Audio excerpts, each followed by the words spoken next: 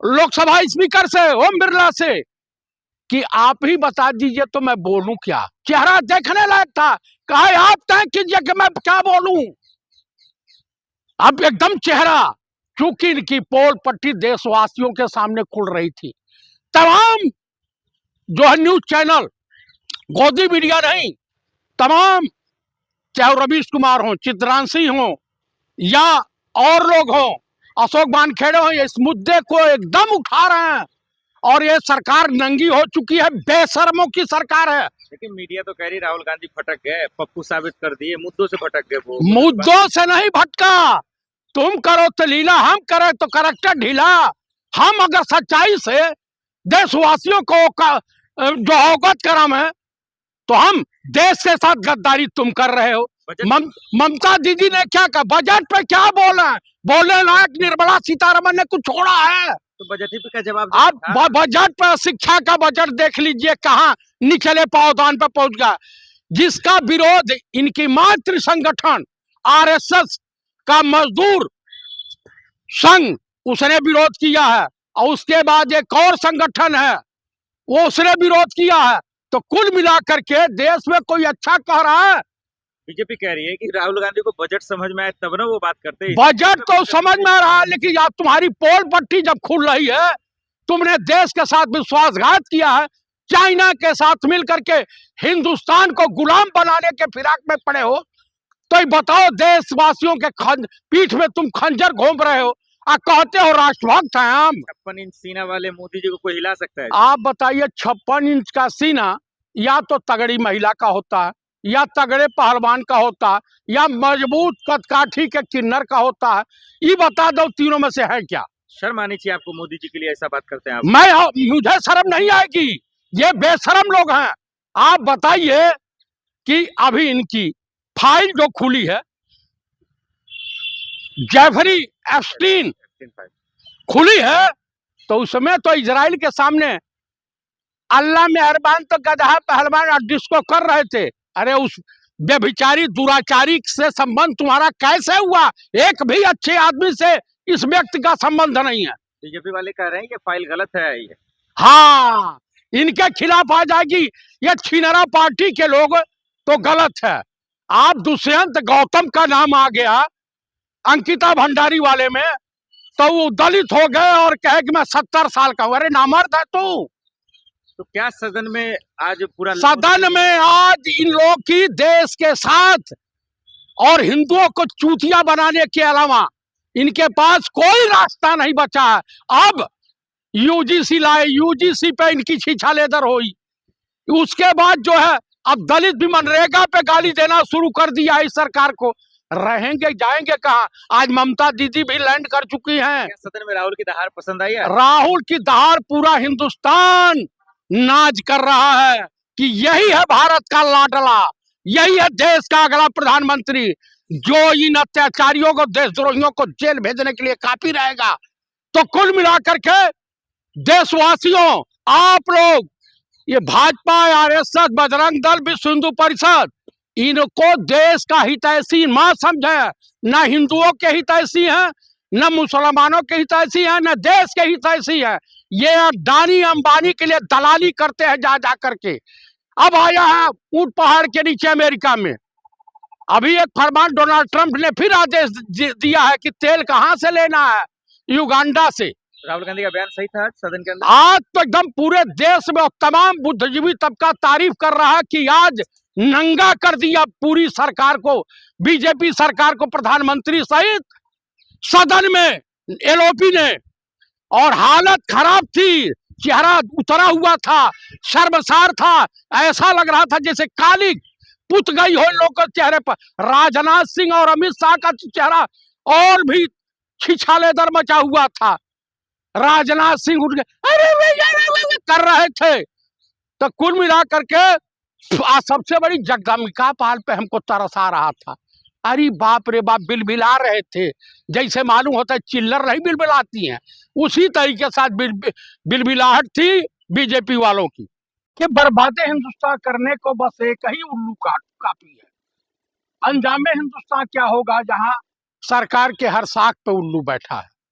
कहानी वो है जब मनोज तावड़े की टाड़े जो थे chief of the army staff और लेफ्टिनेंट जनरल जोशी उत्तरी कमांड के जीओसी इन थे, तो उस वक्त की कहानी यह थी कि कैलाश की तरफ डोकलाम वगैरह के एरिया में चाइनीज टैंक विथ वहां की जो पीपुल्स आर्मी के सहारे हिंदुस्तान के तरफ बढ़ने लगे।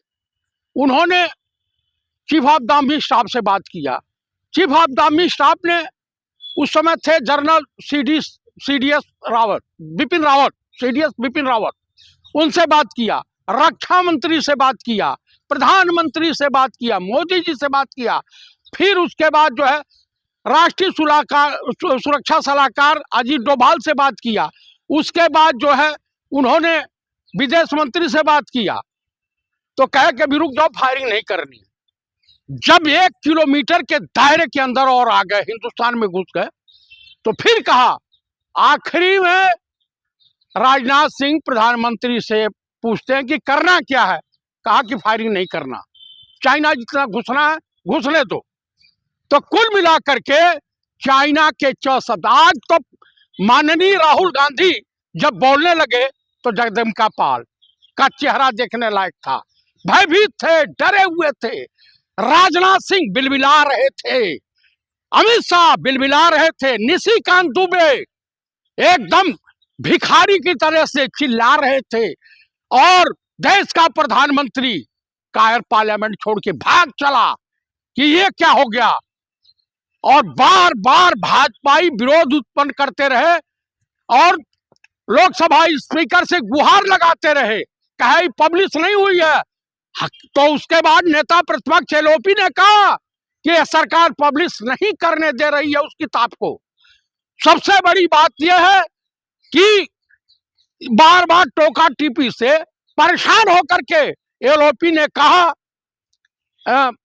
लोकसभा स्पीकर से, ओम बिरला से, कि आप ही बता दीजिए तो मैं बोलूं क्या। चेहरा देखने लायक था, कहा आप तय कीजिए कि मैं क्या बोलूं। अब एकदम चेहरा, चूंकि इनकी पोल पट्टी देशवासियों के सामने खुल रही थी, तमाम जो है न्यूज चैनल, गोदी मीडिया नहीं, तमाम चाहे रवीश कुमार हो, चित्रांशी हो या और लोग हो, अशोक वानखेड़े हो, इस मुद्दे को एकदम उठा रहे हैं और ये सरकार नंगी हो चुकी है, बेशर्मों की सरकार है। लेकिन मीडिया तो कह रही राहुल गांधी भटक गए, पप्पू साबित कर दिए, मुद्दों से भटक गए। वो मुद्दों से नहीं भटका, तुम करो तो लीला, हम करें तो करैक्टर ढीला। हम अगर सच्चाई से देशवासियों को जो अवगत कराम है, तो हम देश के साथ गद्दारी तुम कर रहे हो। ममता दीदी ने क्या कहा, बजट पे क्या बोला, बोलने लायक निर्मला सीतारमण ने कुछ छोड़ा है? तो बजट ही का जवाब आप बजट पर, शिक्षा का बजट देख लीजिए कहाँ निचले पावदान पर पहुंच गया, जिसका विरोध इनकी मातृ संगठन आरएसएस का मजदूर संघ, उसने विरोध किया है, और उसके बाद एक और संगठन है वो उसने विरोध किया है। तो कुल मिलाकर के देश में कोई अच्छा कह रहा है?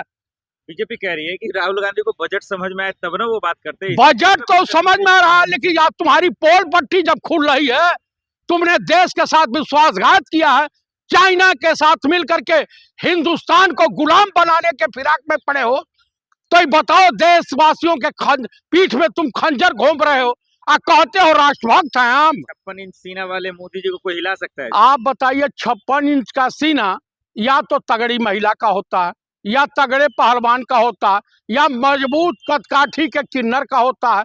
ये बता दो, तीनों में से है क्या? शर्म आनी चाहिए आपको, मोदी जी के लिए ऐसा बात करते हैं आप। मुझे शर्म नहीं आएगी, ये बेशरम लोग हैं। आप बताइए कि अभी इनकी फाइल जो खुली है, जेफरी एप्स्टीन खुली है, तो उसमें तो इजराइल के सामने अल्लाह मेहरबान तो गधा पहलवान डिस्को कर रहे थे। अरे उस बेभिचारी दुराचारी से संबंध तुम्हारा कैसे हुआ? एक भी अच्छे आदमी से इस व्यक्ति का संबंध नहीं है। बीजेपी वाले कह रहे हैं कि फाइल गलत है ये। हाँ, इनके खिलाफ आ जाएगी, ये छिनरा पार्टी के लोग तो गलत है। आप दुष्यंत गौतम का नाम आ गया अंकिता भंडारी वाले में, तो वो दलित हो गए और कहे कि मैं 70 साल का हूं। अरे नामर्द है तू। तो क्या सदन में आज पूरा सदन में आज इन लोगों की देश के साथ और हिंदुओं को चूतिया बनाने के अलावा इनके पास कोई रास्ता नहीं बचा है। अब यूजीसी लाए, यूजीसी पे इनकी छीछा लेदर हुई। उसके बाद जो है अब दलित भी मनरेगा पे गाली देना शुरू कर दिया इस सरकार को। रहेंगे जाएंगे कहाँ? आज ममता दीदी भी लैंड कर चुकी हैं। क्या सदन में राहुल की दहाड़ पसंद आई है? राहुल की दहाड़ पूरा हिंदुस्तान नाज कर रहा है कि यही है भारत का लाडला, यही है देश का अगला प्रधानमंत्री, जो इन अत्याचारियों को, देशद्रोहियों को जेल भेजने के लिए काफी रहेगा। तो कुल मिलाकर के देशवासियों, आप लोग ये भाजपा, आरएसएस, बजरंग दल, विश्व हिंदू परिषद, इनको देश का हितैषी मत समझे। न हिंदुओं के हितैषी हैं, न मुसलमानों के हितैषी हैं, न देश के हितैषी हैं। ये अडानी अंबानी के लिए दलाली करते हैं जा जा करके। अब आया है ऊंट पहाड़ के नीचे अमेरिका में, अभी एक